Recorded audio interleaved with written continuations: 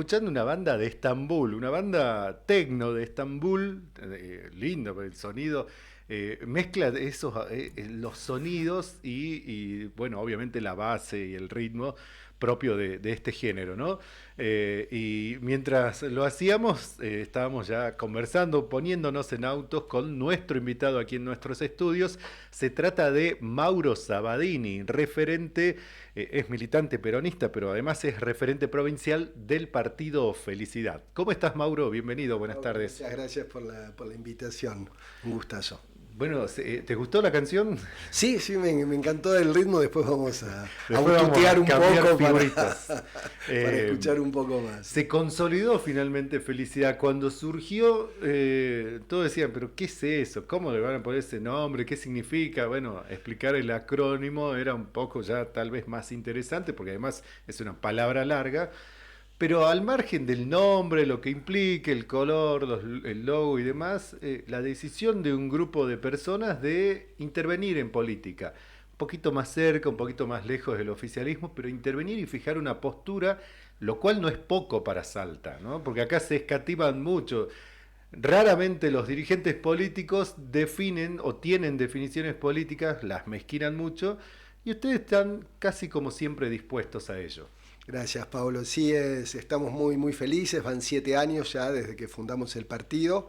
Siempre en 30 segundos tenemos la posibilidad de definirlo, ¿no? Un grupo de personas que entendemos que la política es la actividad humana orientada al bien común y que el fin último que persigue la política es la felicidad del pueblo, de la gente, que a partir de esta definición, quienes nos volcamos a la política, tenemos que hacerlos con el compromiso a priori de definirnos como servidores públicos y a partir de allí, por supuesto, iniciar una militancia que tenga sustancialmente al ser humano en el centro de las políticas públicas, que se entienda ese concepto.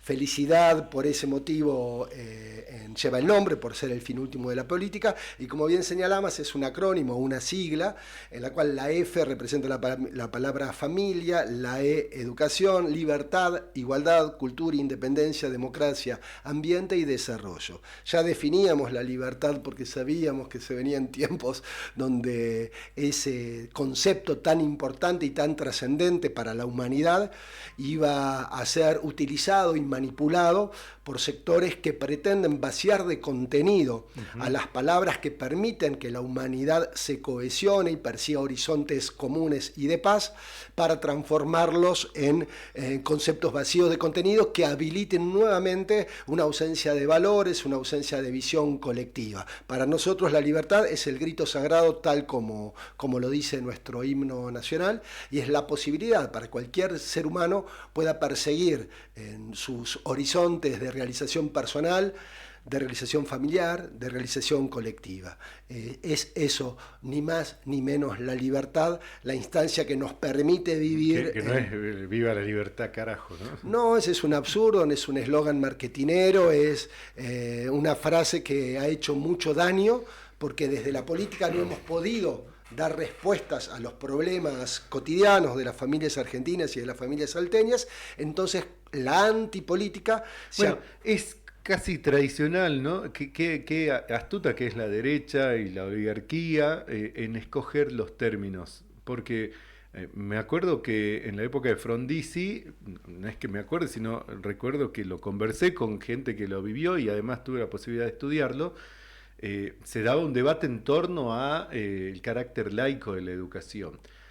Y el debate era libre o laica. Los que decían libre estaban a favor de la educación confesional en las escuelas públicas. Así es. Pero se apropiaban de ese concepto. Años después, el tema de la familia con la ley de divorcio.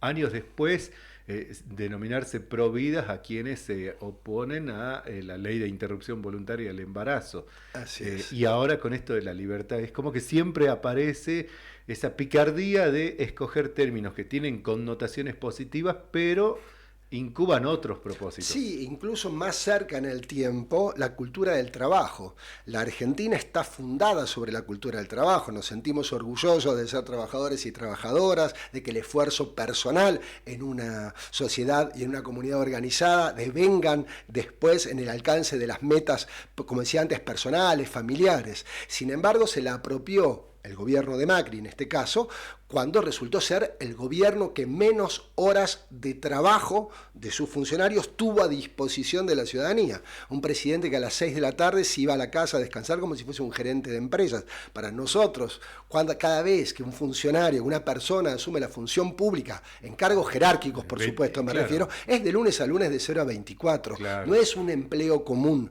no es el sector privado y no es el sector público en el que se involucran los trabajadores y las trabajadoras. Claro. Es tratar de llevar adelante un proyecto político, un proyecto colectivo, una idea de país, de provincia, de municipio, y eso involucra la dedicación exclusiva. Entonces, la cultura del trabajo en los últimos gobiernos de nuestro país estuvo representada por el gobierno más vago y por el presidente más vago. Más reposera. Más reposera. Digo, el término de meritocracia.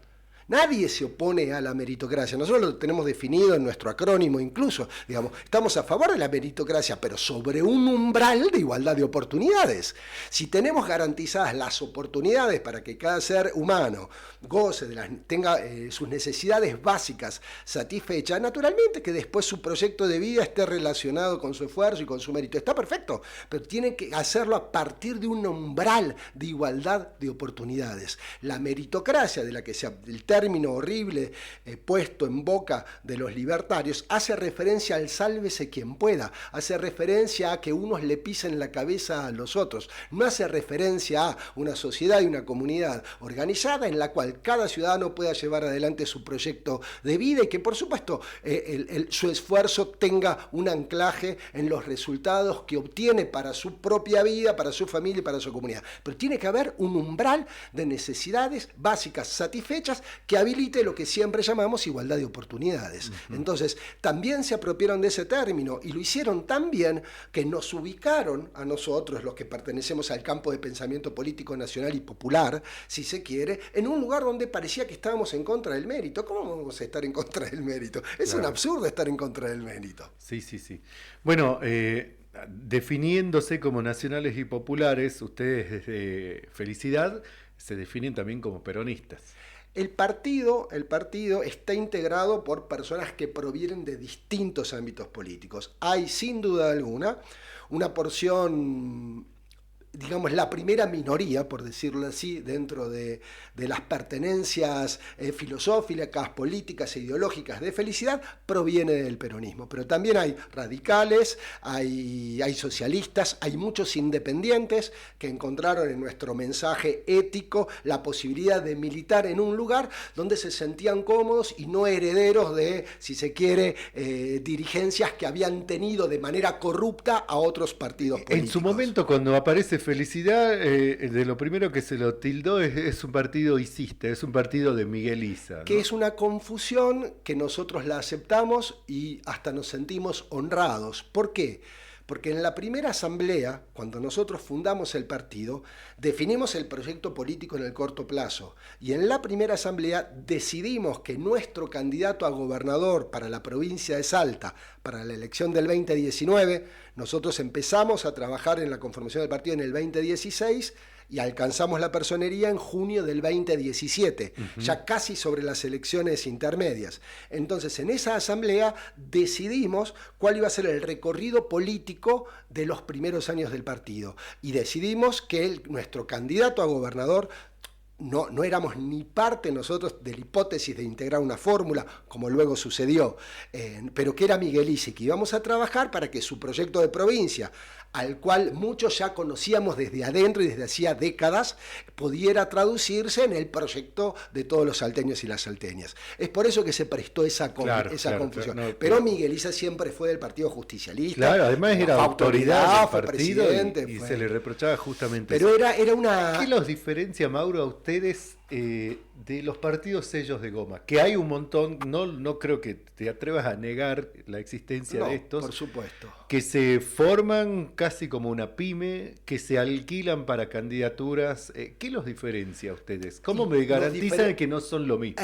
primero, cualquier mirada rigurosa y exhaustiva sobre nuestros 7 años de existencia dan cuenta de que somos mucho más parecidos a un partido político con mayúscula que participa de la vida pública, que participa de los posicionamientos públicos, que participa de todas las elecciones, que sale a las calles, eso también. Que sale a las calles, que participa en la mayor... Nos encantaría algún día decir en los 60 municipios, pero siempre estamos en 52, 47, dependiendo del momento histórico. Sí, pero sí. sí en los 23 departamentos tenemos representación. Digo, nos diferencia eso, que es lo que ya, por supuesto, nos transforma en un partido político con mayúsculas, como decía. Un partido de verdad, un partido de verdad. Porque... Pero no solo de verdad, porque vivimos tiempos, nosotros cuando nos fundamos, invitamos al resto de las fuerzas políticas a sentirse orgullosos, al resto de los partidos políticos, perdón, para ser rigurosos, a sentirse orgullosos de ser parte de un partido político y que pongan en valor su pensamiento, su doctrina, su ideología. Y luego, por supuesto, participar de distintas competencias electorales, tal como la ley lo señala, con alianzas, frentes, etc.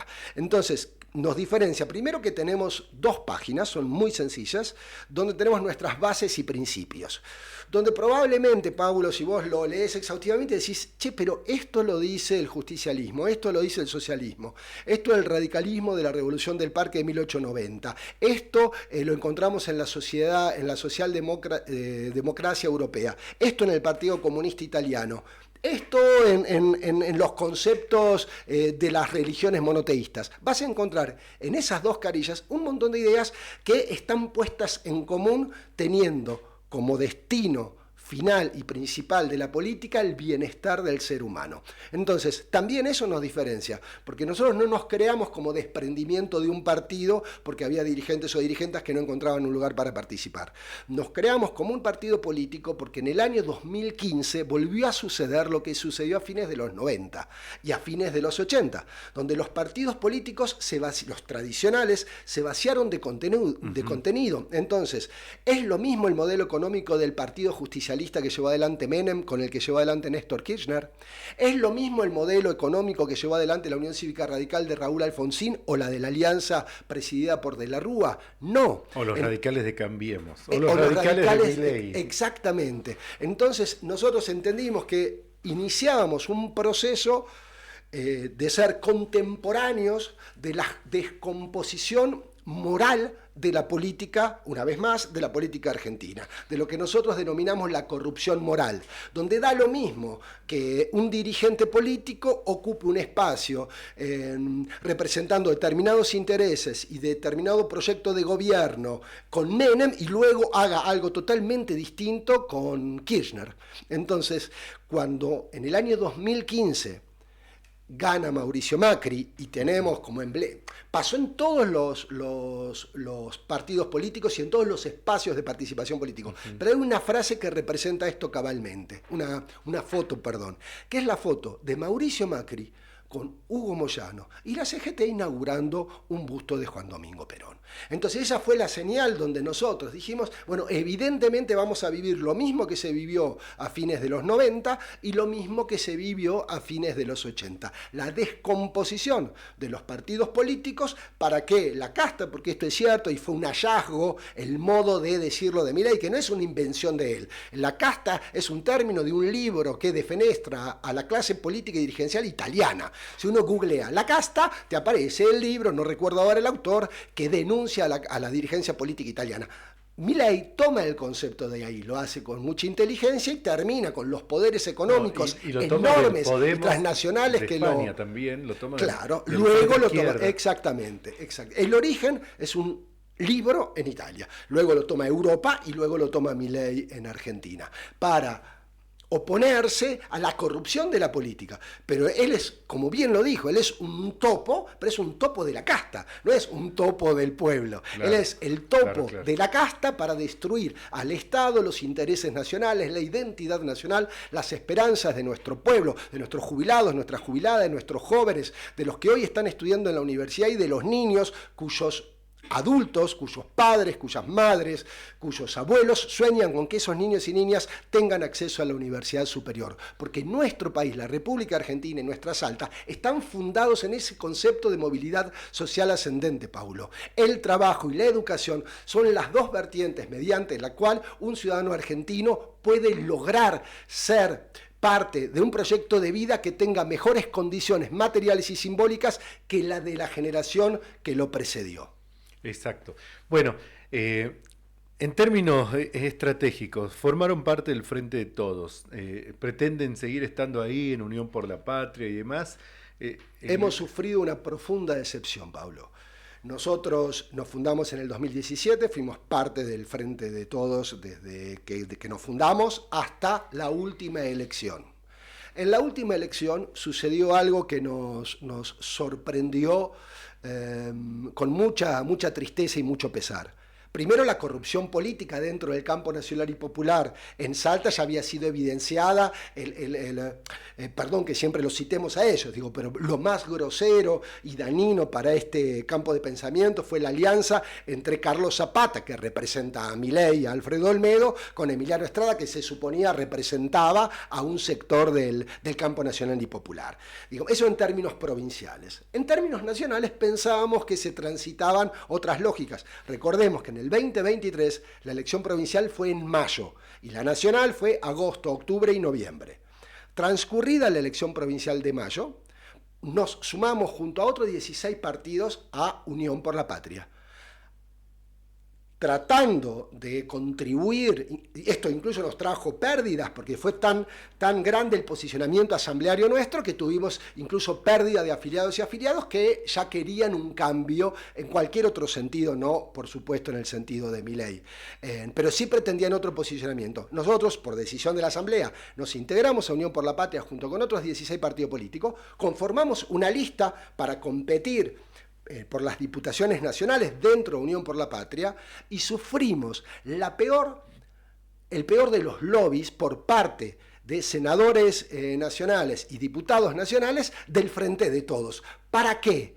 Ni Sergio Massa ni Juan Grabois nos brindaran su adhesión para llevarlos como fórmula de presidente. Con boleta completa, sí. Esto es de una gravedad inusitada, porque eso puede suceder cuando uno queda por fuera, no cuando uno es parte del frente. Entonces, si hoy en Salta los referentes y las referentas de Unión por la Patria siguen siendo los corruptos morales, aquellos innobles que solo piensan en sí mismos y no en el pueblo, no hay posibilidad de que nuestro partido en la Asamblea de noviembre decida ser parte de Unión por la Patria, toda vez que son estos corruptos morales y estas corruptas morales los que llevan la capacidad para liderar y generar y articular las alianzas en vistas de las elecciones del año próximo. Con mucha tristeza lo digo. 7 años fundados y 7 años perteneciendo a ese campo de pensamiento, pero seríamos cómplices y no podemos serlo. ¿Y qué otra situación genera la misma indignación? ¿Qué otra situación? El gobierno nacional de Milei es mucho más grave. No te veo indignado, por ejemplo, con una corrupción moral de 3 diputados electos en el peronismo y que son colaboracionistas con Milei. No te veo indignado con, por ejemplo, que Pablo Outes apoye el RIGI, la ley Bases, al cual votaron ustedes, ¿no? ¿Lo votaron para la oposición o para que colabore con Milei? Estoy indignado con determinadas cosas que te las voy a poner en contexto. Por supuesto que me indigna, si tengo que encontrar indignación sin pensar en los movimientos tácticos, digamos, encontraría indignación siempre y cuando sea falso, que es la información que tenemos, en el comportamiento último de Yolanda Vega. El resto de las votaciones de los diputados salteños, de los 7 diputados salteños, no afectaba en ninguna medida el resultado final. En cambio, lo de Yolanda Vega se puede pensar que en términos tácticos contribuyó de manera muy indirecta, pero contribuyó a que no se pudiera insistir. La votación a la ley Bases. Están los 87 votos. La negación, bueno, pero digo, está dentro de... Por supuesto que sí, pero digo, vos me preguntás por mis niveles de indignación. Sí, claro. A mí lo que me indigna más es aquello que trae consecuencias dañinas directas para la ciudadanía, para los argentinos, las argentinas, los salteños y las salteñas. Eso es lo que me indigna más. Después puedo reprochar miles de actitudes políticas de los 7 diputados y diputadas salteñas y también, por supuesto, de los 3 senadores nacionales salteños. Ahora, en términos de la indignación, a mí me preocupa mucho más el que daña de manera lesiva el futuro y los horizontes de vida de los salteños y de las salteñas que aquel que tiene una actitud que es repudiable en términos de los intereses que debería defender. Entonces, vos me preguntas a mí si yo tengo que repudiar a los 7 diputados y diputadas salteñas, probablemente sí a los 7, a algunos más, a otros menos y por diferentes razones. Por eso nosotros podemos caer en la contradicción de respetar al libertario por su coherencia. No, yo no respeto al libertario por su coherencia porque pienso todo lo contrario de lo además que piensa el fue libertario. electo para tal fin. Ahora, al peronista que fue electo para que ocupe el lugar de oposición y se transfuga al oficialismo y uno dice, bueno, pero por hay supuesto, una estafa por eso a la buena fe. Pero por eso nosotros presentamos una lista de diputados nacionales que encabezaba María Morales Mí. Y nadie tenga ninguna duda de que si María Morales Mí hubiese ganado esa interna cuando los corruptos Morales impidieron que llevaban... Usted imagínese, Paulo... No hubiese acompañado el RIGI, la ley base, por supuesto que no, están todos los comunicados partidarios que los firma ellos. No solo no hubiese acompañado, nos hubiésemos opuesto, incluso con mayor potencia de lo que hacemos, porque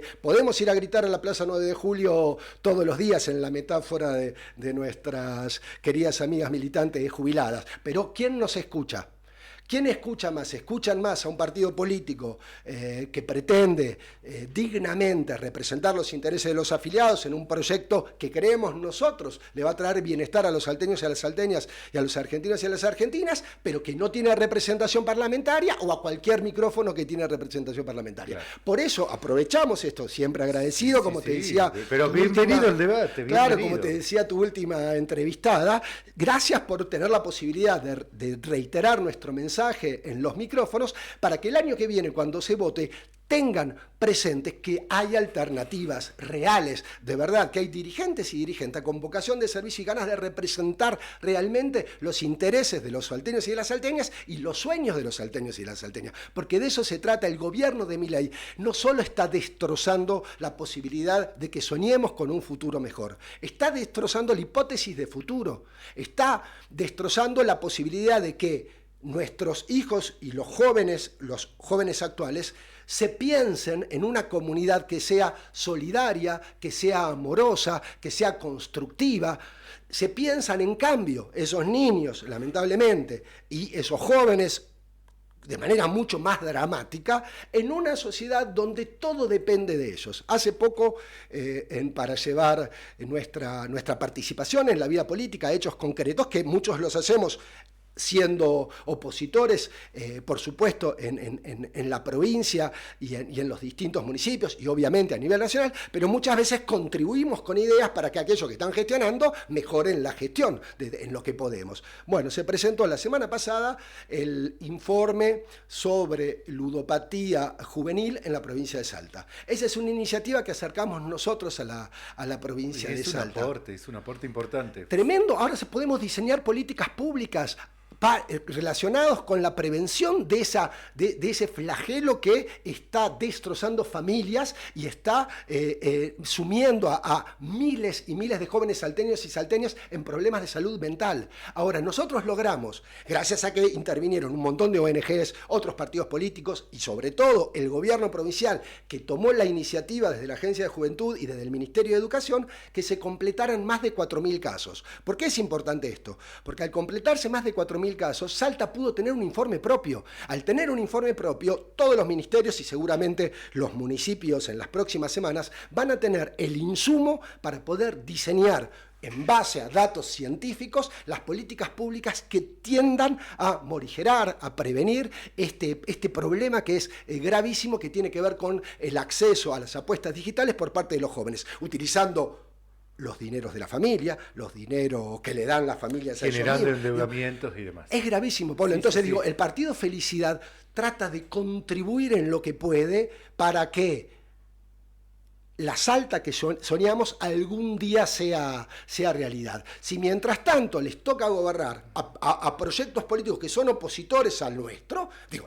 es obvio, nosotros fuimos el único partido político en la elección del 2023. ¿Al cencismo son opositores o acompañan? Al proyecto político, lo digo con claridad, yo fui candidato a gobernador, las razones no vienen al caso ahora ahondarlas, vos las conocés perfectamente, probablemente tu audiencia no tenga idea de las razones, pero señalemos esto, el proyecto de gobernación que llevé adelante fue el proyecto del partido, que dice que en los recursos estratégicos lo que nosotros promovemos, anclándonos en la Constitución Nacional y en la Constitución de la provincia de Salta, es que todas las empresas tengan 51% o 50% más acción de oro, por ejemplo, en las explotaciones del litio. De esta manera, la renta es compartida entre el sector privado y el Estado provincial. Fuimos los únicos. Teníamos el Frente de Todos, si se quiere, sus candidatos, incluso hay mezclados con la izquierda, donde querían la nacionalización o la estatización absoluta. Y por otro lado, aquellos que piensan más en dinámicas liberales o neoliberales de mercado,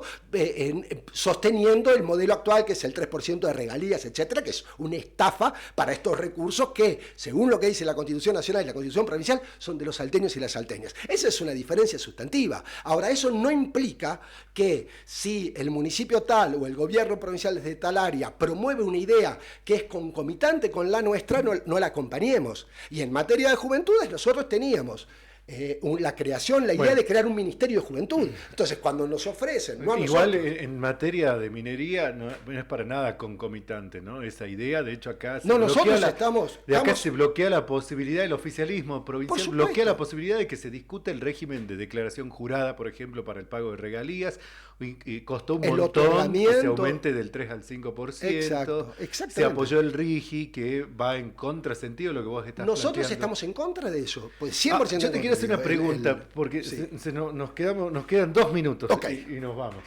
Esto de también de definirse y posicionarse no solo ante el gobierno nacional, sino ante el gobierno provincial, también tiene mucho sentido hoy por hoy, porque preocupa y mucho no solo el avance de la narcocriminalidad, que es muy propia, tiene muchos años, es muy propia de la zona de frontera y todo lo demás, sino la vinculación que tiene con el Poder Judicial, con una parte del poder político. ¿Cómo lo ven ustedes a este problema? Nosotros teníamos, no te voy a aburrir, otro día con mucho gusto vengo y te cuento lo que pensábamos para la zona de frontera, que estaba tomado de la Unión Europea y en particular de lo que se llama la Mitteleuropa, que es interesantísimo, otro día te lo contamos, pero sin duda alguna el gobierno nacional es el que custodia nuestras fronteras. Necesitamos presencia lúcida, inteligente, honesta, comprometida de las fuerzas nacionales, si no es imposible de administrar. Y la vinculación, por eso digo, el gobierno de Milei no tiene una buena. Vos me preguntas por los municipios, te voy a encontrar cosas a favor, cosas en contra, pero el problema es que al gobierno de Milei ser tan dañino con el federalismo, ser tan dañino con las provincias, quitarle tantos recursos, replegar tanto al Estado Nacional, trae consecuencias severísimas para las 23 provincias y para la Ciudad Autónoma de Buenos Aires. Entonces, en cuestiones de escala, como hablábamos antes, hoy todas las fuerzas políticas tenemos que denunciar al gobierno de Milei para que tomen medidas que permitan a las provincias, y en particular a la que nos interesa a nosotros, que es la provincia de Salta, contar con recursos y acompañamientos allí donde se lo necesita. La narcocriminalidad va a ser un problema que se va a agravar cada vez más. La responsabilidad primera es del Estado Nacional. Y luego, por supuesto, entran todas las responsabilidades hacia abajo, hasta los concejales que están detenidos por narcotráfico. Digo, para poner una escala desde el presidente de la Nación hasta el último eslabón. La política está involucrada con el narcotráfico y con la narcocriminalidad, pero la política también es la única herramienta con la que contamos para resolver y enfrentar ese problema. Sí, pero sería bueno que se tome distancia, ¿no? Porque la vinculación es elocuente. Hoy nadie lo niega y hay una figura clave dentro de esto, que es el ex secretario de Seguridad, un funcionario de primera línea del actual gobierno provincial, involucrado, es muy involucrado, es muy grave. Es muy importante que la justicia se expida con celeridad. Las fuerzas políticas hemos demandado, sabemos la gravedad y la complejidad de estos casos, pero necesitamos que las investigaciones vayan hasta el hueso y que caigan todos los responsables que tengan que caer. CQC, caiga quien caiga. Gracias, Pablo. Mauro Sabadini, ¿dónde los encuentran los que quieren sumarse a Felicidad o quieren ir, sentarse a discutir con ustedes como esas charlas de café previas a la Revolución Francesa? Qué lindo eso. En el siglo XXI, redes sociales, partidofelicidad.com.ar y en Facebook, en Instagram y en Twitter. Y cuando nos contactan, nosotros no tenemos hoy una sede por razones de orden económico, pero nos contactan y estaremos allí pagando incluso el café toda vez que se pueda compartir una conversación. Mauro Sabadini, referente provincial del Partido Felicidad, pasó por los micrófonos de Cadena Infinito en nuestra primera tarde. Meto el último chivo, presidente, y tenemos elecciones el mes que, no elecciones, asamblea el mes que viene, así que a los afiliados y afiliadas que nos estén escuchando estén atentos. ¿Tienen más de 4.000? Sí, siempre. 4.050, 4.070, 4.030, siempre más de 4.000. Es un esfuerzo enorme que hacen desde la Secretaría del Partido. Todas las semanas sumamos 10, 12 en campañas que vamos distribuyendo en toda la provincia. Pero bueno, es importante esto porque nos sentimos orgullosos de la asamblea. La gente que se afilia también quiere tener un derecho, quiere tener participación. Así es. No es que me afilio a cambio de un bolsón. No es por eso, no es por ahí. Así es. No tenemos bolsones, así que se afilia por el corazón. Dame la ficha. Nos encontramos el jueves. Gracias, Matías Yapura, por la musicalización y puesta en el aire. Mañana a esta hora estará el doctor Daniel Tort con su habitual maratón solidaria. Primera tarde vuelve el jueves a partir de las 13. Chau, chau. Somos esa película que no querés que termine más. Cadena Infinito 96.5.